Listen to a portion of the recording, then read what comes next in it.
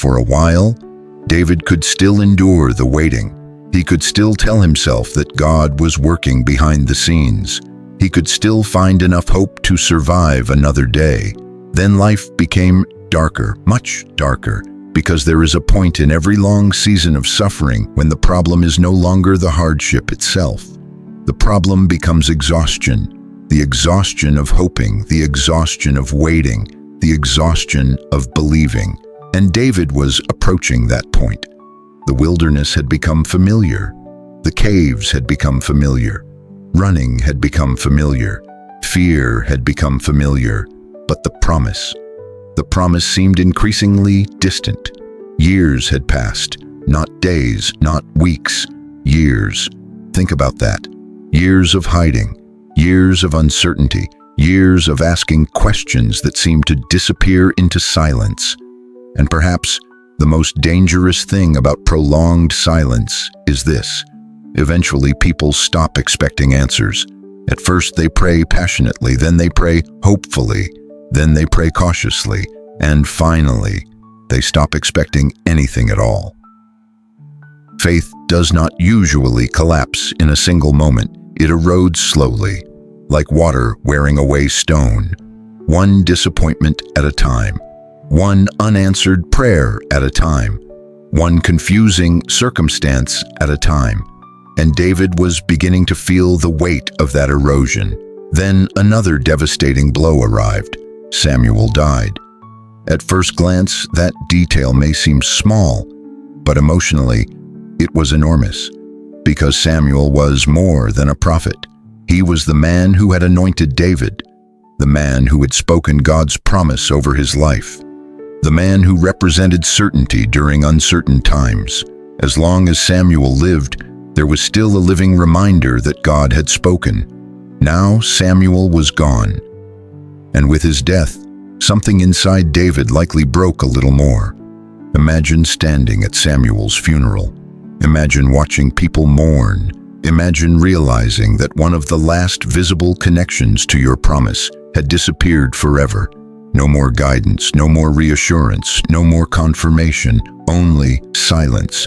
And perhaps this is where many believers quietly struggle.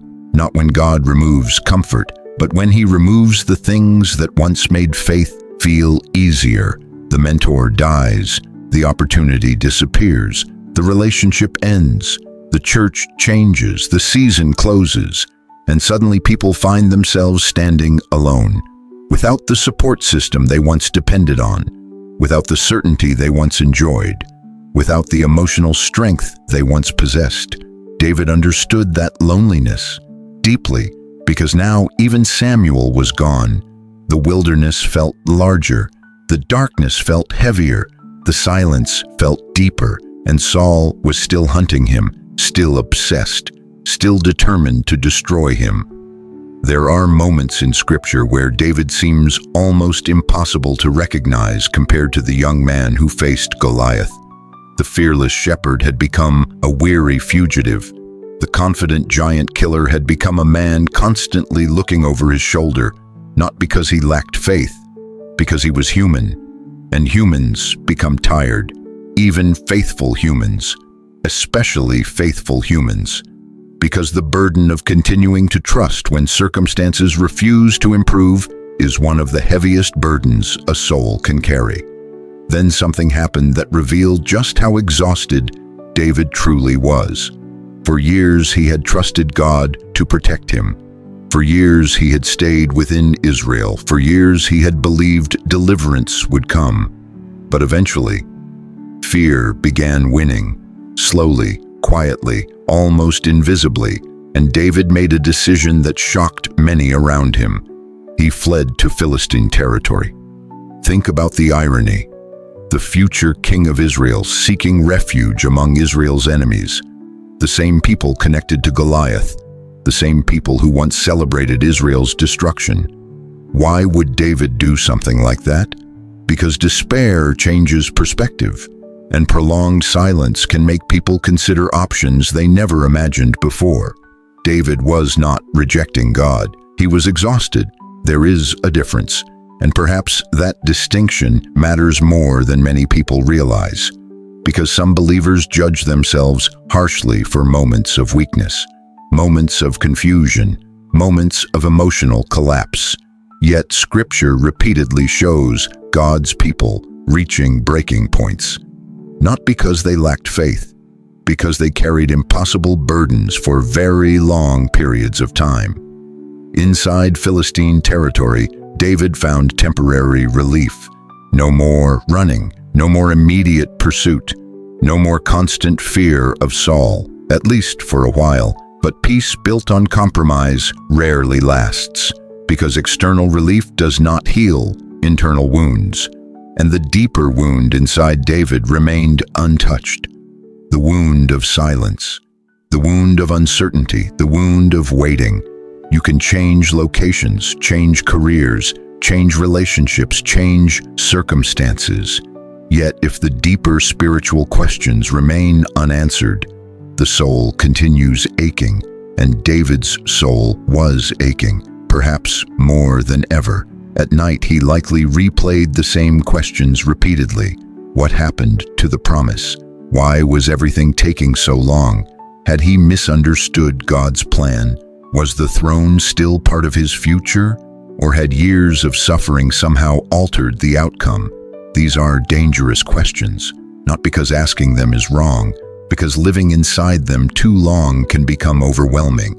The human mind craves resolution, craves understanding, craves closure, but God's timing often refuses to satisfy those cravings immediately, and that tension creates enormous spiritual pressure many modern believers know intimately.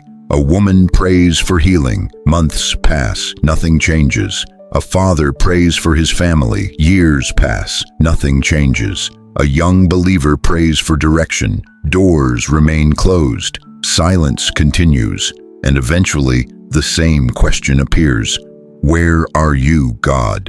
The terrifying reality is that David asked versions of that question too. Again and again, his Psalms reveal it. Not directly, every time, but emotionally. The ache is there. The confusion is there. The longing is there. A soul searching desperately for evidence that heaven still cares. And perhaps that is why David's writings remain so powerful today. Because they refuse to pretend faith eliminates struggle. They reveal struggle honestly. The darkness, the fear, the loneliness, the uncertainty. Yet beneath all of it, a tiny thread remains. Hope, not strong hope, not triumphant hope, sometimes barely visible hope, but hope nonetheless. And perhaps that is one of the greatest miracles in David's story. Not that he defeated giants, not that he became king, but that somehow, through years of silence, hope survived. Even wounded hope, even exhausted hope, even fragile hope, hope survived. Because somewhere deep inside David's heart, beneath fear, beneath confusion, beneath disappointment, he still believed God was there, even when he could not feel him, even when he could not hear him, even when circumstances suggested otherwise. But the greatest test was still coming. The silence that had followed David for years was about to collide with a crisis so overwhelming that it would push him closer to despair than ever before. A moment when everything he built appeared ready to collapse. A moment when his men would turn against him. A moment when his leadership would shatter. A moment when even the strongest believer might finally break. And for the first time in a very long time, David would desperately need to know whether God had truly abandoned him, or whether the silence had been preparing him all along.